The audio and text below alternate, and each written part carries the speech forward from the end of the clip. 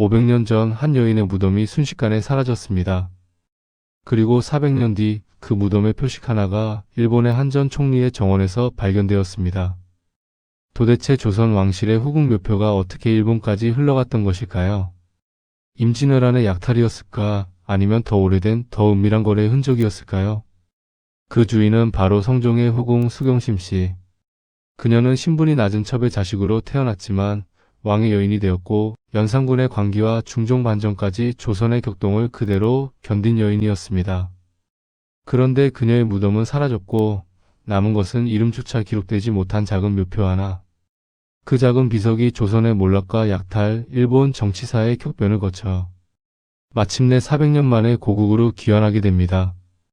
이것은 왕비도 권력자도 아닌 역사에서 지워졌던 한 여인의 이야기입니다. 그리고 우리가 잊었던 그러나 반드시 기억해야 할 조선 왕실 여성의 진짜 역사입니다. 수경심 씨는 청송심 씨 가문에서 태어났습니다. 이 가문의 역사는 조선 왕조의 흥망성쇠와 함께했습니다. 증조부 심덕부는 조선 개국 공신이었습니다. 청성백에 봉해진 그는 새 왕조의 기틀을 다지는 데 공헌했습니다. 하지만 영광은 오래가지 못했습니다. 조부 심정은 비극적인 운명을 맞이했습니다. 그는 소원왕후의 아버지인 시몬의 형으로 왕실과 가까운 인물이었습니다. 하지만 1418년 강상인의 옥이라 불리는 사건에 연루되어 목숨을 잃었습니다. 의흥상군부 중군 동지총재라는 높은 관직에 있었지만 정치적 소용돌이를 피할 수는 없었습니다. 조부 심정에게는 정실 부인이 있었습니다. 개성왕씨로 정원부원군 왕후의 딸이었습니다. 왕후는 고려 신종의 7대 손이자 고려 마지막 왕 공양왕의 형으로 고려 왕실의 직계 후손이었습니다. 이는 심씨 가문이 고려 왕족과도 혼인관계를 맺고 있었음을 보여줍니다. 하지만 수경심 씨가 이어받은 혈통은 정실이 아닌 첩의 핏줄이었습니다. 그녀의 친조모는 성씨조차 전하지 않는 여인이었습니다. 아버지 신말동의 이야기는 더욱 극적입니다. 본래 그는 심정의 서자로 태어나 종, 즉 노비의 신분이었습니다. 조선에서 서얼은 양반과 천민의 중간 신분이었지만 신말동은 그보다 더 낮은 신분이었던 것입니다. 그런 그에게 기회가 찾아왔습니다. 1455년 세조가 조카인 단종을 폐위하고 왕위에 오르는 과정에서 신말동은 공을 세웠습니다. 그 공로로 원종공신 2등에 책록되었고 비로소 양인 신분을 얻게 되었습니다. 어머니 성주 이씨 역시 본래 소녀였으나 남편을 따라 신분이 상승했습니다. 어머니는 이윤의 손녀였습니다. 수경심 씨에게는 오빠 심계손이 있었습니다.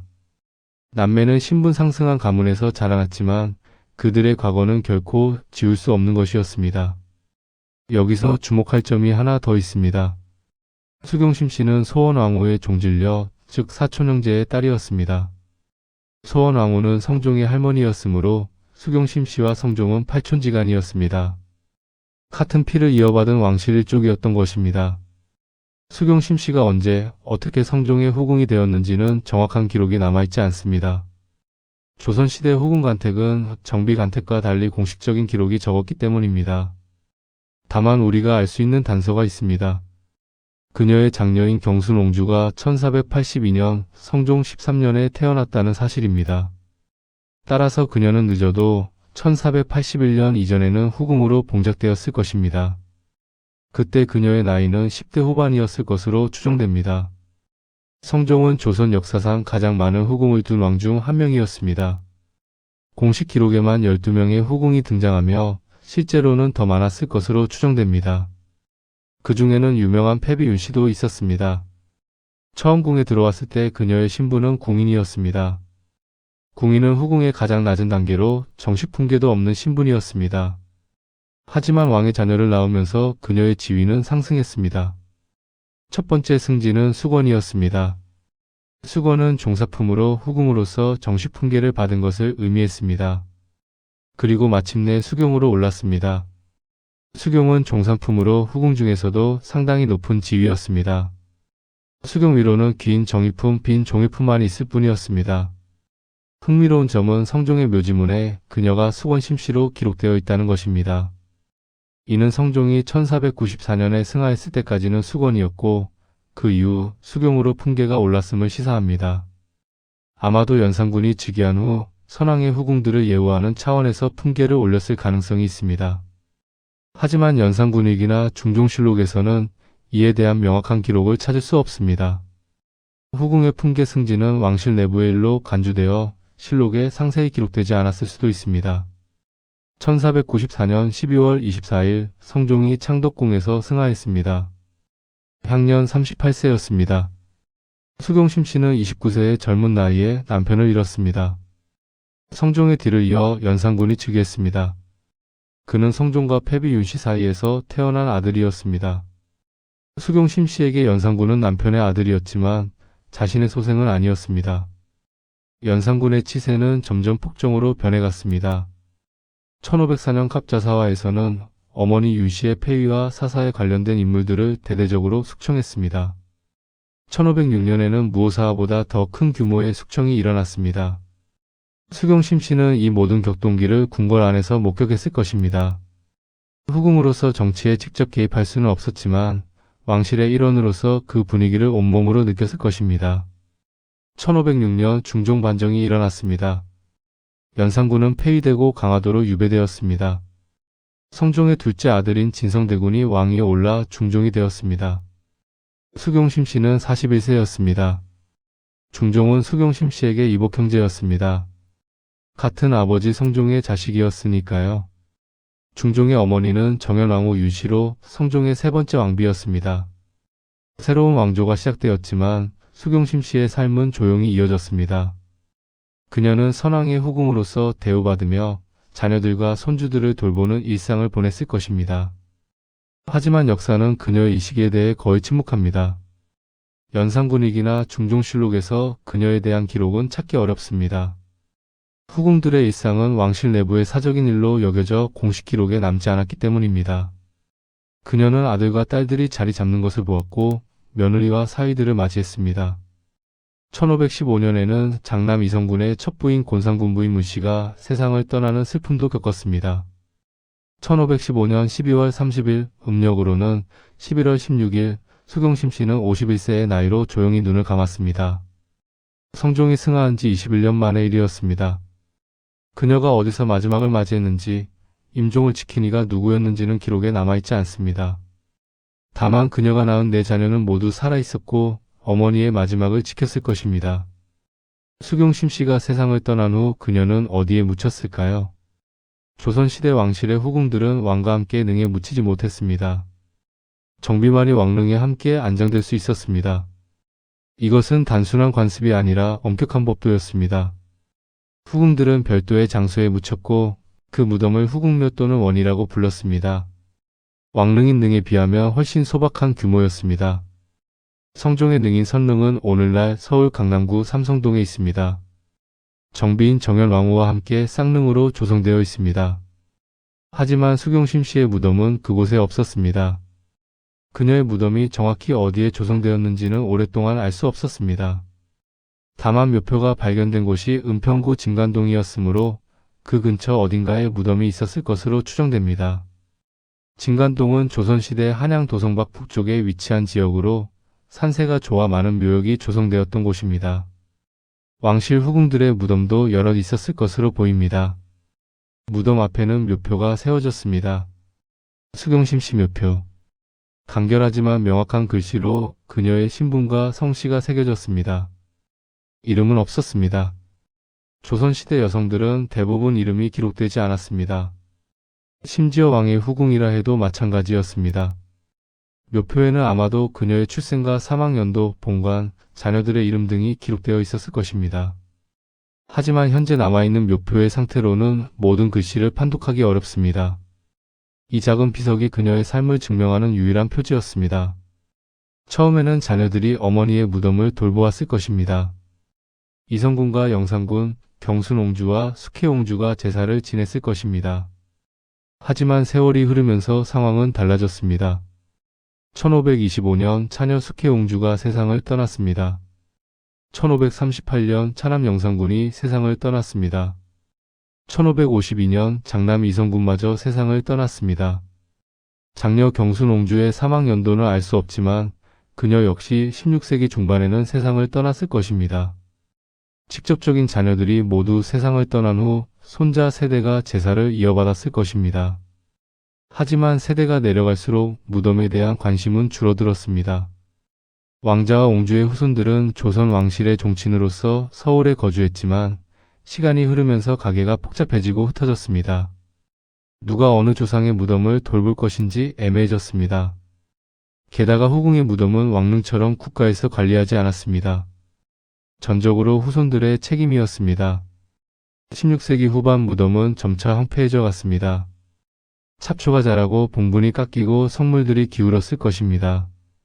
그래도 묘표만은 여전히 그 자리를 지키고 있었습니다. 1592년 4월 13일 부산포에 왜군이 상륙했습니다. 임진왜란의 시작이었습니다. 불과 20일 만에 한양이 함락되었습니다. 선조는 의주로 피난을 떠났고 수도는 왜군의 수중에 들어갔습니다. 왜군들은 조직적으로 문화재를 약탈했습니다. 특히 금속 제품과 성물들이 주요 표적이었습니다. 왕릉들이 파헤쳐졌습니다. 정릉, 후릉, 헌릉, 선릉. 선조들의 무덤이 도굴되었습니다. 왜군들은 부장품을 찾아 관을 열었고 성물들을 파괴하거나 가져갔습니다. 왕릉도 이럴진데 후궁의 무덤은 어땠을까요? 수경 심씨의 무덤도 이 혼란기에 훼손되었을 것으로 추정됩니다.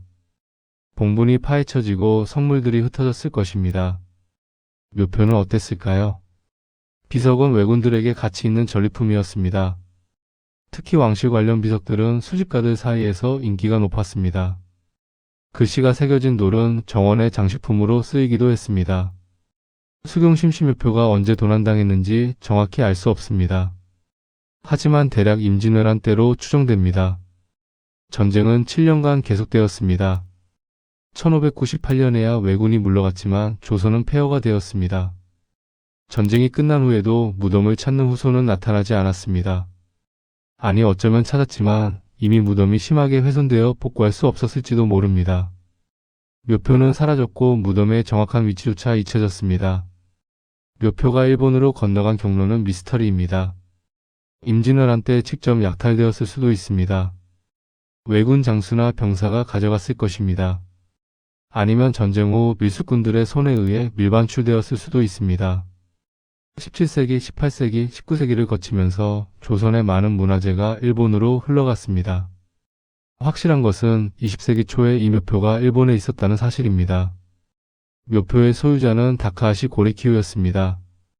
그는 1854년에 태어난 일본의 거물 정치인이자 금융인이었습니다. 어린 시절 미국으로 유학을 다녀온 후 일본은행에 입행했습니다. 뛰어난 금융 감각을 인정받아 일본은행 총재까지 올랐습니다.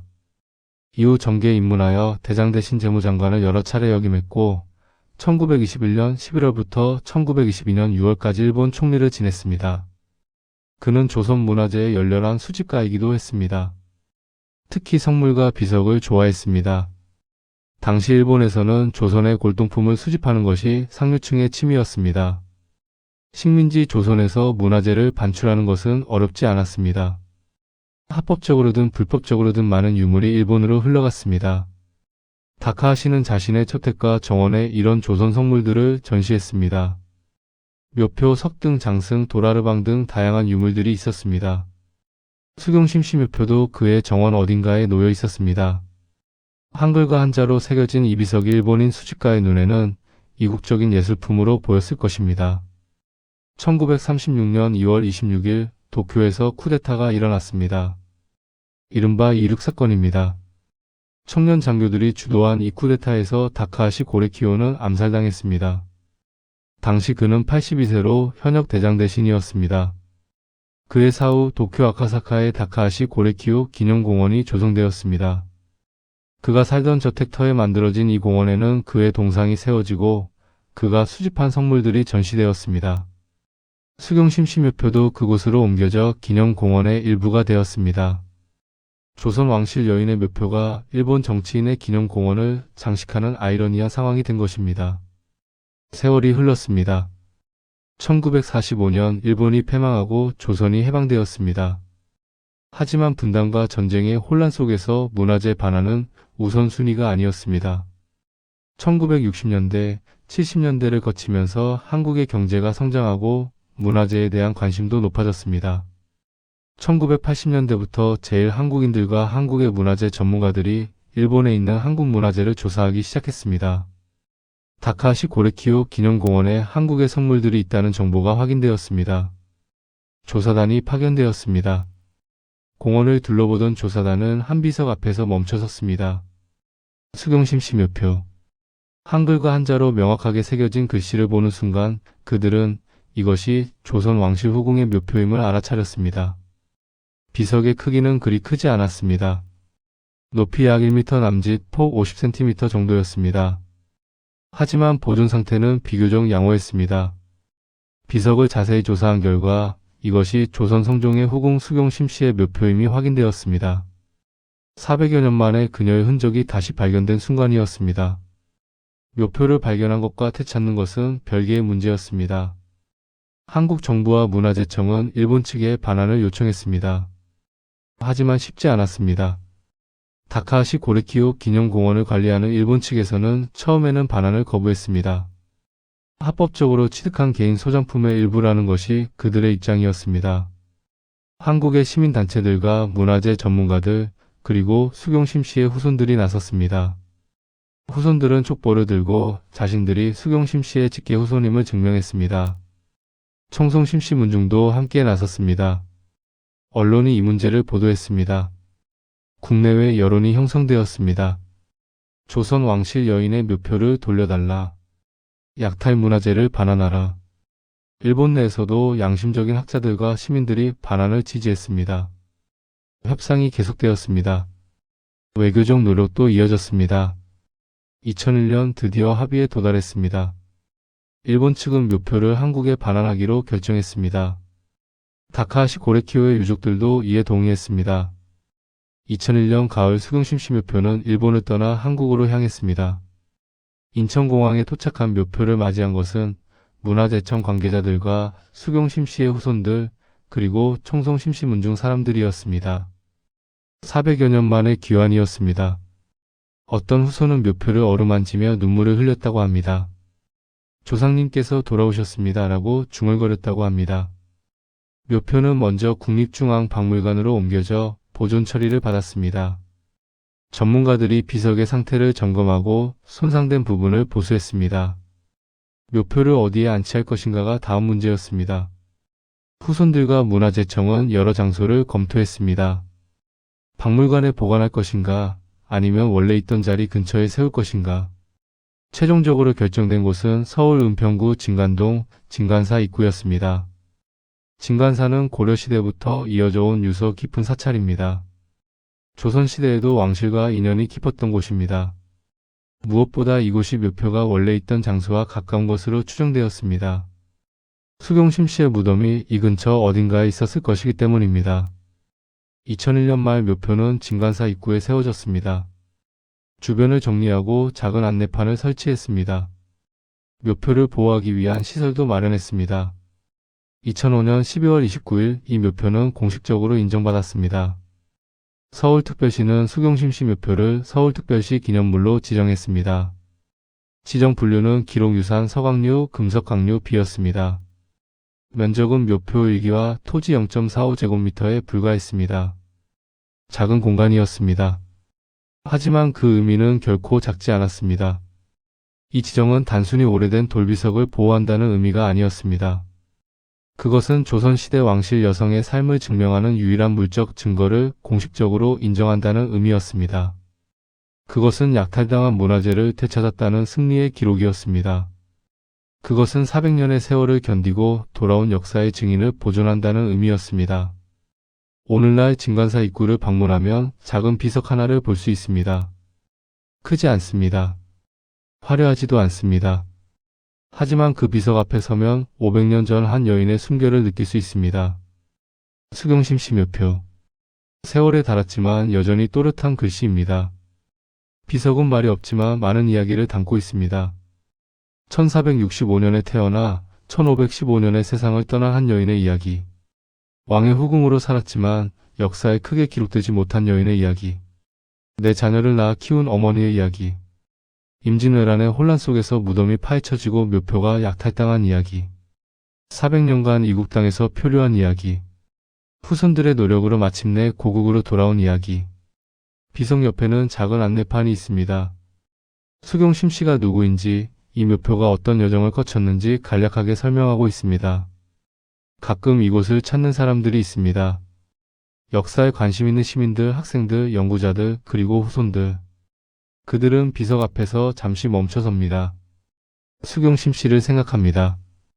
그녀가 살았던 시대를 상상합니다. 묘표는 돌아왔지만 무덤은 여전히 발견되지 않았습니다.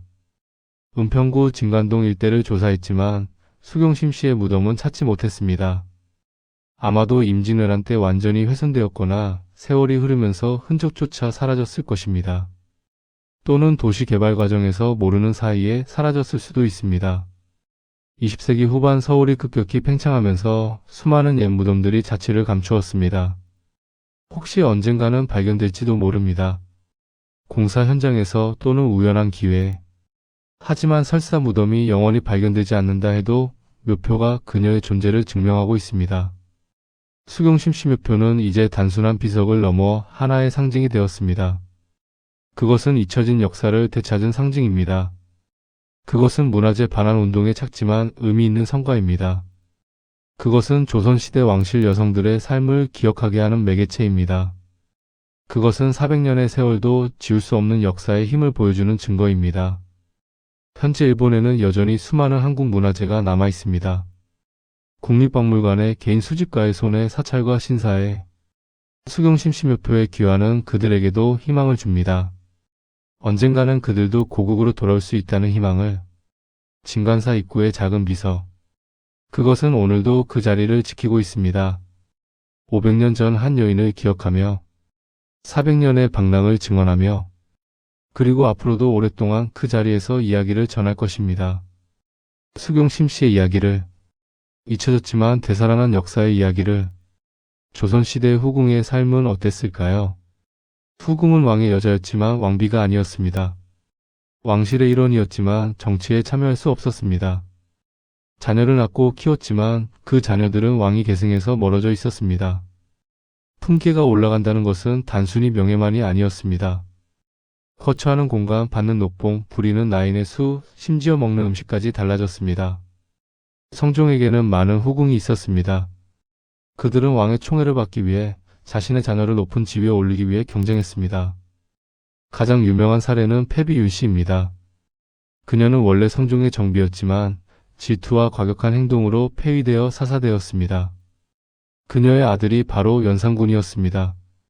수경심 씨는 이런 치열한 경쟁 속에서 어떻게 살았을까요? 기록에 그녀와 관련된 정치적 사건이나 스캔들이 없는 것으로 보아 그녀는 비교적 조용하고 신중하게 처신했던 것으로 보입니다. 후궁에게 가장 중요한 역할은 왕의 자녀를 낳고 키우는 것이었습니다. 수경심 씨는 이 역할을 훌륭히 해냈습니다. 네 자녀 모두 무사히 성장했고 좋은 혼처를 얻었습니다. 특히 두 아들은 모두 장수하여 왕실의 종친으로서 역할을 다했습니다. 어머니로서 그녀는 자녀들에게 무엇을 가르쳤을까요? 아마도 왕실에서 살아남는 지혜, 신중한 처신 그리고 가문을 지키는 방법을 가르쳤을 것입니다. 성종이 승하했을 때 수경심 씨는 29세였습니다. 그녀에게는 아직 21년의 세월이 남아 있었습니다. 조선시대 왕실 여성들은 재혼할 수 없었습니다. 특히 후궁들은 선왕의 여자로서 궁궐 안에서 여생을 보내야 했습니다. 수경심 씨는 이 긴 세월을 어떻게 보냈을까요? 아마도 자녀들을 돌보고 손주들을 보살피며 불공을 들이고 책을 읽고 조용히 세월을 보냈을 것입니다. 그녀는 연산군의 폭정을 목격했고 중종반정을 경험했습니다. 왕실의 흥망성쇠를 온몸으로 느꼈을 것입니다. 51세 당시로서는 결코 짧지 않은 나이에 그녀는 눈을 감았습니다. 파란만장한 인생이었지만 그녀는 자신의 역할을 다했습니다. 수경심 씨. 그녀는 왕비가 아니었습니다. 역사의 전면에 나서지도 않았습니다. 실록의 기록도 많지 않습니다. 심지어 그녀의 무덤조차 사라졌습니다. 하지만 그녀는 분명 존재했습니다. 51년의 생애 동안 그녀는 사랑했고 어머니였으며 왕실의 일원이었습니다. 4명의 자녀를 낳아 키웠고 손주들을 보았습니다. 기쁨도 슬픔도 희망도 좌절도 경험했습니다. 그녀가 남긴 것은 무엇일까요? 4명의 자녀와 그 후손들입니다. 그들을 통해 그녀의 피는 계속 이어졌습니다. 오늘날에도 그녀의 후손들이 살아가고 있을 것입니다. 그리고 묘표 하나입니다. 400년을 떠돌다 돌아온 그 작은 비석이 그녀의 존재를 증명합니다. 역사는 권력자들의 기록입니다. 왕과 재상, 장군과 학자들의 이야기로 채워집니다. 하지만 그 이면에는 수많은 이름 없는 사람들이 있었습니다. 수경심 씨는 그들 중 한 명입니다. 하지만 그녀는 운이 좋았습니다. 왕의 후궁이었기에 이름이 기록되었고 묘표가 세워졌고 그것이 400년 후에 돌아와 우리에게 그녀의 존재를 알려주었습니다. 얼마나 많은 여성들이 역사에서 지워졌을까요? 얼마나 많은 이야기들이 사라졌을까요? 수경심 씨의 묘표가 일본에서 돌아온 것은 단순한 문화재 반환이 아닙니다. 그것은 잊혀진 여성의 목소리를 다시 듣는 것이고 지워진 역사를 되살리는 것이며 이름 없이 살다간 수많은 여성들을 기억하는 것입니다. 오늘 우리는 수경심 씨를 기억합니다. 조선 왕실의 후궁으로서가 아니라 내 자녀의 어머니로서 51년을 살아낸 한 사람의 여성으로서 말입니다. 그녀의 이야기는 끝났지만 그녀의 흔적은 여전히 남아있습니다. 진간사 입구의 묘표가, 실록의 짧은 기록이 그리고 지금 이 이야기가 그녀를 기억하고 있습니다. 역사는 결코 완전히 잊히지 않습니다. 때로는 400년이 걸리더라도 진실은 언젠가 빛을 봅니다. 수경심 씨, 우리는 당신을 기억합니다.